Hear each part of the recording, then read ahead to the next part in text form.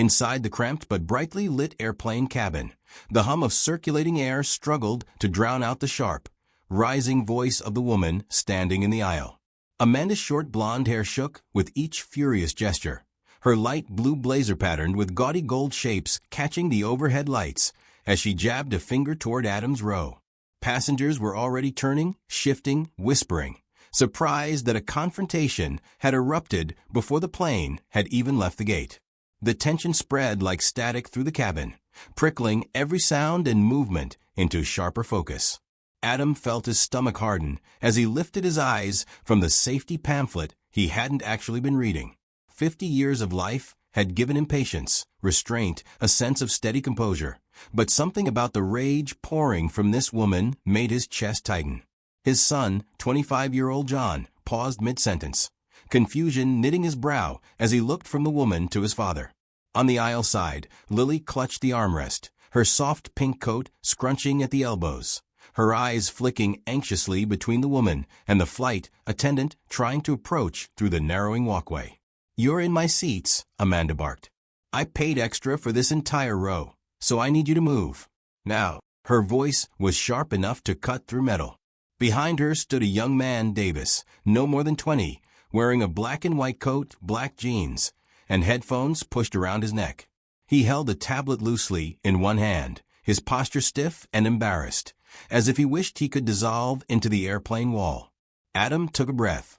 He had rehearsed nothing, planned nothing, and yet he felt as if some storm had waited specifically for this moment to form above him. He leaned slightly forward, keeping his tone careful, controlled. "Ma'am, these are our assigned seats. We checked in early this morning." Amanda scoffed, loud and theatrical. "Assigned seats? Please. I paid extra for the whole row. These are mine. All three." John straightened in the middle seat, incredulous. "The whole row? That's not even an option." "It is for premium buyers," Amanda shot back, puffing herself up as if daring him to challenge her. "Which clearly none of you are." The remark hit Lily visibly, her shoulders shrinking as she lowered her gaze. Adam saw the flash of humiliation in her eyes and felt a slow burn ignite in his chest. He forced himself to stay calm. He had learned long ago that losing control in the face of unreasonable people only fed them. Still, the way Amanda hovered over his children made something ancient and protective tighten inside him. "Ma'am," the flight attendant finally inserted, voice steady but strained. "Let's take a moment and review the seating arrangement. Could I see your boarding pass?" Amanda waved a dismissive hand without looking at her. No. I know where I'm supposed to be." She pointed again at Adam's family, her finger trembling with irritation. "They're in my row. I paid for the extra space. They can sort themselves out in the back." The murmur of the cabin thickened. A couple in the row ahead leaned slightly into the aisle, watching with thinly veiled interest. A teenager 2 rows back angled her phone, the screen glowing as she quietly started recording. Somewhere, a child asked 2 loudly what was happening, prompting a desperate shushing from their parent. The atmosphere swirled with a blend of discomfort, curiosity, and tension that clung to every breath. Adam glanced briefly toward the window.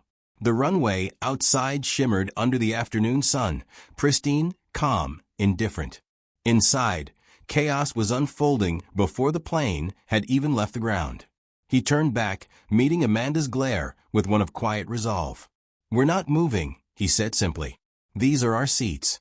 Amanda's jaw clenched. She whipped around toward Davis. "Tell them," she demanded. "Tell them we paid for these." Davis shifted, uncomfortable. "Mom, we paid for." He paused, swallowed, then lowered his voice. "One seat."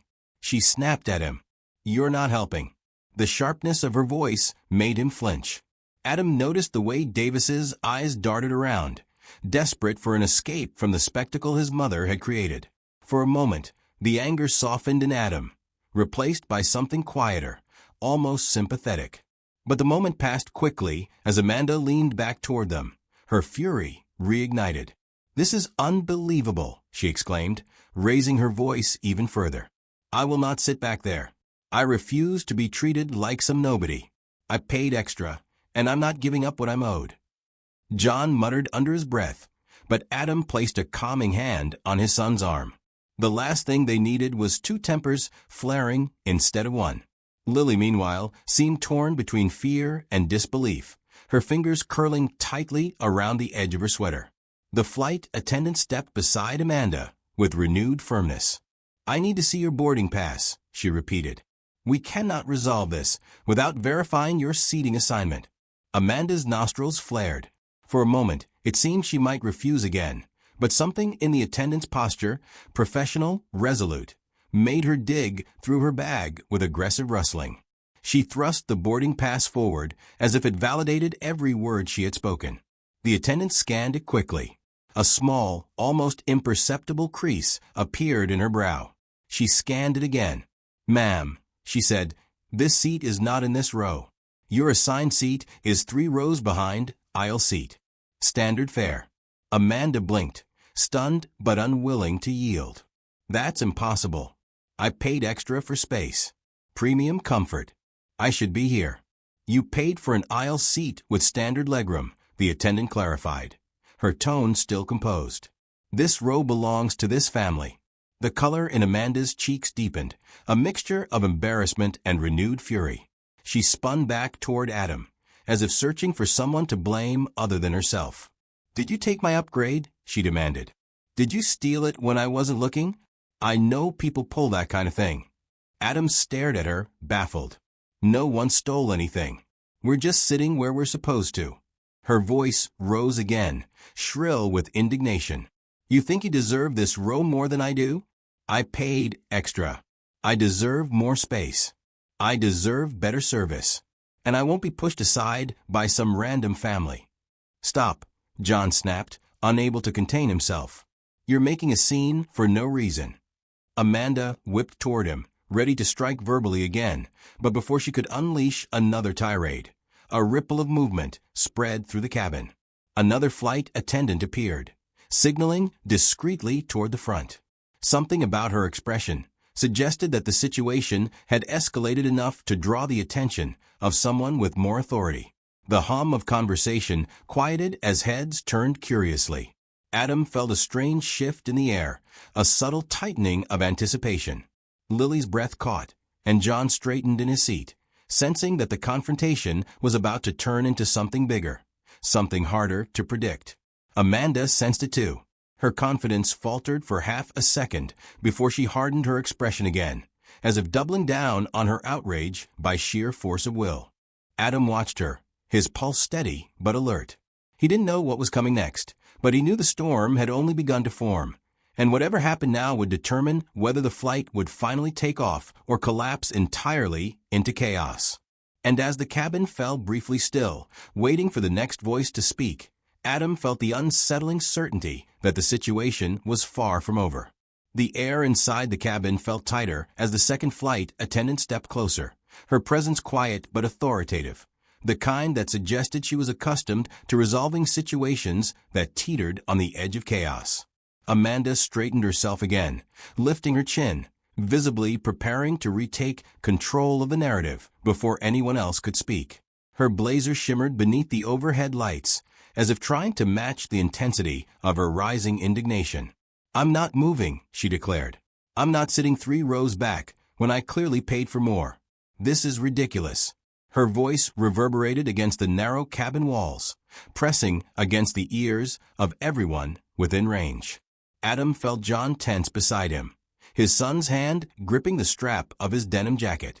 Lily tried to make herself smaller in her seat, but the aisle felt impossibly close. Amanda's voice seemed to fill every available inch of space. The second flight attendant gave a practiced, patient sigh. "Ma'am, please lower your voice. You are disrupting the boarding process." "I'm disrupting nothing," Amanda snapped. "I'm the one being wronged here. I've been scammed, and you're letting these people get away with it." Adam's jaw tightened. He opened his mouth to speak, but caught himself. He had already tried calm reasoning. He had already tried clarifying. None of it mattered. Amanda wasn't looking for truth. She wanted dominance, and she wanted it publicly. The first flight attendant stepped slightly in front of Adam's row, as if forming a protective barrier. "We have verified your ticket, ma'am." Your assigned seat is further back. These passengers are in the correct seats. Amanda's glare sharpened to a fine, cutting point. I deserve to sit here. I paid more than them. You didn't, John muttered, just loud enough for her to hear. That's the problem. Amanda's head snapped toward him with unnerving speed. Don't talk to me like that. You don't get to disrespect me just because I'm demanding what I paid for. You're demanding what you imagined you paid for, John replied, unable to stop himself. His voice wasn't loud, but it was steady, controlled. The kind of voice that could escalate a situation simply because it didn't tremble. Adam placed a calming hand on his son's arm again, but this time his touch carried a different message. Hold your fire, not because you're wrong, but because the storm is shifting in our favor. The second flight attendant lifted her tablet and gently tapped the screen, her eyes flicking toward a small, glowing notification. Her posture changed subtly, almost imperceptibly, but Adam noticed. Something official had just arrived. Something concrete. She turned toward Amanda with renewed resolve. Ma'am, we have received confirmation from the airline system. Your purchase was for a standard aisle seat. No additional row or upgrade was included. That can't be right, Amanda insisted, though the certainty in her voice faltered. I paid more. I saw the charge. Then the discrepancy would need to be addressed after the flight. But right now, the seating remains as assigned. Amanda froze, then huffed dramatically. Convenient. Very convenient. Davis shifted his weight awkwardly and murmured, Mom, maybe we should just sit down. Amanda silenced him with a vicious look. Don't you dare take their side. The humiliation on Davis's face pulled at Adam in a way he couldn't ignore. The boy wasn't the enemy. He was collateral damage. Still, the situation was spiraling. Each second Amanda remained in the aisle added pressure to the already tense atmosphere, and the plane seemed to shrink around them. Passengers were fully engaged now. Phones angled subtly, recording the developing scene. A baby 2 rows back began whining, sensing the tension. Adam breathed slowly, thinking. He needed to protect his kids, to protect the calm they needed just to get through the flight ahead. Reasoning with Amanda wasn't possible. Resisting her only fueled her aggression. But there was something else, something she had been repeating since she first appeared, something she was proud of. I paid extra. The phrase wasn't an explanation. It was her shield, her weapon, her justification for everything. And because she believed it deeply, she had not once questioned the strength of that belief. Adam reached into his pocket for his phone. The weak pre-flight Wi-Fi flickered at the top of the screen. He opened the airline's in-app chat support. The typing felt deliberate, almost surgical, as he explained the situation in clipped, precise sentences. Disruptive passenger. False upgrade claim. Distressing nearby passengers. Verified seat mismatch. He hit send. A few seconds passed. Then the 3 dots appeared. The agent replied quickly. An apology, a confirmation of Amanda's single-seat purchase, and a note stating her behavior violated travel conduct guidelines. The agent sent a digital alert to the crew. Adam watched as the second flight attendant read a message on her tablet at the exact same moment his phone vibrated. Reinforcement. Authority. Leverage. The attendant lifted her eyes toward him briefly, a subtle acknowledgement. She had what she needed. Amanda kept rambling, twisting her story more dramatically with every sentence. They probably snuck into these seats at the last minute. People do that all the time. You have no idea how often people try to steal comfort from those of us who... A sharp ding interrupted her, sounding from the overhead speaker area. Not the pilot, not yet, but something close. The flight attendant stepped slightly aside to speak into her radio. Her expression grew even more resolute. Amanda stopped mid-sentence, thrown off by the shift in energy. What was that? She asked, almost suspicious. The attendant didn't answer immediately. She whispered briefly into the device, then stepped back into the aisle with a firmness that radiated through her posture. Ma'am, she said, I'm going to ask you one more time to move to your assigned seat.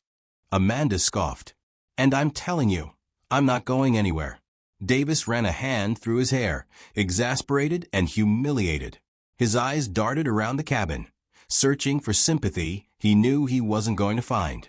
The flight attendant held Amanda's gaze without blinking. Failure to comply will escalate this situation beyond my authority. The statement hung heavily in the cabin. Several passengers murmured, recognizing the phrasing. It meant the pilot was being drawn into the issue. Amanda let out a squeaking, incredulous laugh. "Are you threatening me? Me? I paid extra." She tapped her chest with manic emphasis. "I deserve a decent seat. I deserve respect." Adam felt a faint pulse of anticipation. Something had shifted. Something Amanda herself didn't understand was already unfolding behind her fury. John leaned slightly toward his father. "This is going somewhere," he whispered. Lily nodded, clutching her sweater. "But where?" Adam didn't answer.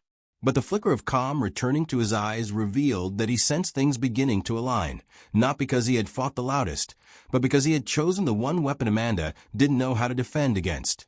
The truth, delivered quietly, through the very system she believed supported her.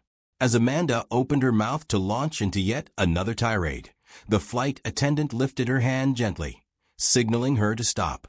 "Ma'am," she said, her voice no longer merely firm but final. "The captain has been notified." The cabin fell silent, pulled into suspense like a held breath, and the moment stretched, fragile and electric. Everyone, including Adam, waited to see what the captain's involvement would ignite next. A faint shift rolled through the airplane cabin as the cockpit door opened, a soft metallic click that carried far more weight than its size suggested. Conversation died instantly. Even Amanda froze, her lips parted mid-complaint, as the captain stepped forward. He was composed, measured, his uniform crisp despite the rush of pre-flight duties. His presence alone seemed to alter the air pressure in the cabin. He walked down the aisle with a calm but deliberate pace, acknowledging the attendants before turning to face Amanda directly. His expression gave nothing away, yet every passenger sensed that whatever was about to happen would determine how the rest of the flight unfolded.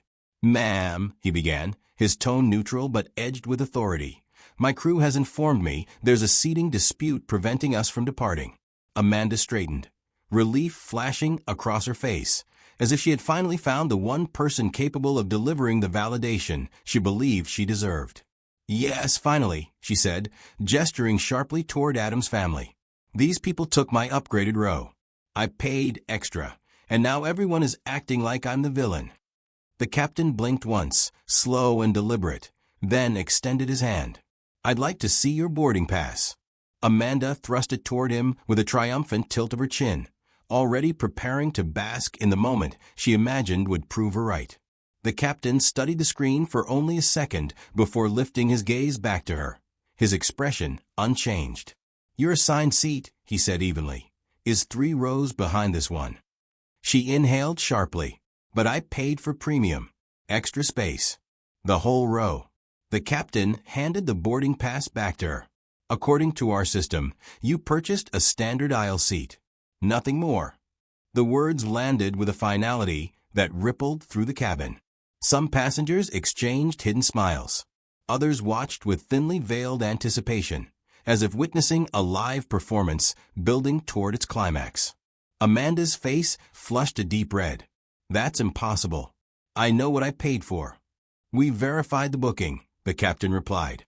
"There is no upgrade, no additional seat, and no record of any special purchase." His voice remained calm, but its unyielding firmness left no room for argument. Amanda attempted one anyway. "I deserve better than what your system claims. I've flown with this airline for years. I should get priority. These people can move. They're just." "Enough." The captain's single word, cool and precise, cut through her sentence like a blade. Even Amanda recoiled slightly. He turned briefly toward Adam and his children. "I'm sorry for the disturbance," he said, acknowledging them without stepping into their row. His tone held a weight of sincerity that eased something tight in Lily's shoulders. John exhaled quietly, a tension he'd been holding releasing just a little. Then the captain faced Amanda again. Your behavior has disrupted boarding, distressed passengers, and delayed our schedule. I need you to comply with the seat assigned to you." Amanda stared at him, trembling between disbelief and outrage. "You're siding with them? You don't even know what they did." "What they did," the captain replied, "was sit in the seats they were assigned. You entered this cabin shouting at them before we completed boarding." "That's because no one was listening to me," she snapped. Her voice was rising again, regaining that wild, uncontrolled edge. "You're all treating me like some nuisance. I deserve respect." The captain did not flinch. "Respect," he said, "is not obtained by volume." A few passengers stifled laughs. Amanda heard them. Her fury sharpened into something more desperate. She turned toward her son. "Davis, tell them. Tell them what we paid for." Davis shifted helplessly, eyes down, voice barely above a whisper. "Mom, we paid for one seat. That's it." Her expression shattered, then hardened instantly into something brittle. "You don't understand. You never understand." The captain sighed quietly, a sound not of impatience, but finality. "Ma'am," he said, "if you cannot move to your assigned seat, we will have to ask you to disembark." Several passengers gasped. Even Adam felt a jolt of surprise. The moment balanced on a fragile edge, one that could tip in any direction. Amanda blinked rapidly, stunned. "You can't do that. I'm a paying customer." "And so is every person on this aircraft," the captain answered. "But only one is stopping us from taking off." She opened her mouth, then closed it again. The walls seemed to press around her, shrinking the space she had dominated only minutes earlier. Then came the twist no one expected. The captain's radio crackled. He listened briefly, then turned toward Adam with a peculiar shift in expression, something lighter, almost amused. "Mr. Carter?" he asked, addressing Adam by name. Adam nodded cautiously, uncertain how the captain even knew it. "I've just received confirmation from our headquarters. Your family has been selected for a customer appreciation recognition. Effective immediately, you have been granted lifetime standby upgrade passes for all domestic flights." The cabin erupted not wildly, but with a wave of delighted murmurs, approving chuckles, even soft applause. Lily's eyes widened in disbelief. John blinked, then laughed under his breath, shaking his head as if trying to process the swing of fortune. Adam sat stunned for a heartbeat, then allowed the smallest, rarest smile to pull at the corner of his mouth. It wasn't about the upgrade. It was about the undeniable reversal of everything Amanda had tried to force onto them. Amanda stared at him, color draining from her face. For a moment she appeared almost lost, unable to anchor herself in the scene, now unfolding without her at the center. The captain looked back at her. "Do you understand now why this row cannot be reassigned? Even if you had paid extra, which you did not, this family is entitled to remain here." The humiliation settled over her like a heavy, suffocating blanket. She seemed to shrink, the gold patterns on her blazer losing their shine under the dimming fire of her arrogance. One passenger whispered loudly enough to be heard, "Guess I paid extra, didn't work out." Another chuckled softly. Amanda's jaw tightened, but she had nothing left to throw. She finally muttered, "Fine," though the word cracked with defeated frustration. "I'll go to my seat." She moved stiffly down the aisle, shoulders hunched, her earlier grandeur evaporated. Davis followed silently, a shadow trailing behind her. As she passed the rows of watching passengers, no one said anything cruel, but the weight of judgment hung palpably in the silence. The attendants resumed their positions. The captain nodded to Adam once more before returning to the cockpit. The tension began to ease as conversations resumed in cautious undertones. Lily leaned toward her father. "Did that really just happen?" she whispered. John let out a low whistle. "Dad, remind me never to get into a disagreement with you. You don't even raise your voice, and people start handing you lifetime upgrades." Adam chuckled softly, shaking his head. "Let's just say staying calm has its moments." But as the engines rumbled to life and the plane prepared to taxi, Adam allowed himself one last glance down the aisle. Amanda sat rigidly in her assigned seat, face turned toward the window, refusing to look at anyone. Her fall had been swift, undeniable, and watched by dozens.